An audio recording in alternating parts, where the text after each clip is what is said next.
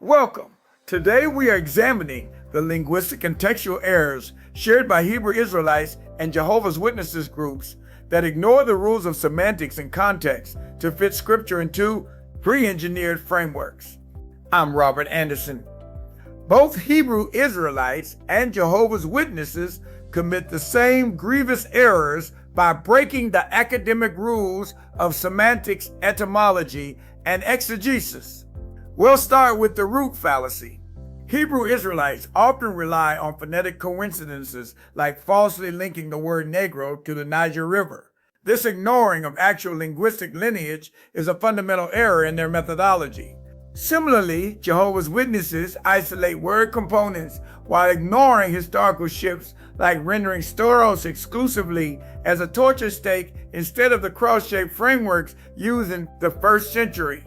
By ignoring context, both groups practice exegesis, forcing a preconceived doctrine into the text rather than drawing the author's original intent out of it. They rip verses away from their surrounding context.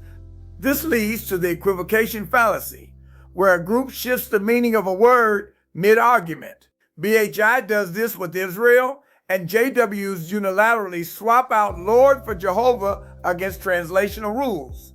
Both rely on replacement theology to establish exclusive authority, claiming their new group has fully replaced biblical Israel in God's covenant promises, regardless of historical or scriptural reality. We see this in BHI's interpretation of Deuteronomic curses and JW's fracturing of the two flocks. In both cases, plain definitions and historical context are ignored to fit their insular narratives. The JW's New World Translation even inverts Greek syntax in John 1 to claim Jesus is a created angel, a manufactured rule they ignore in other verses where Jesus' divinity isn't at stake. Hebrew Israelites likewise rewrite definitions, claiming Greek in Galatians 3:28 means Hellenized Jews, effectively erasing the universal nature of the church's body established by Paul. Breaking these interpretive rules isn't just an academic misstep. It leads to spiritual isolation, elitism, and a total erosion of objective truth within a self-referential echo chamber.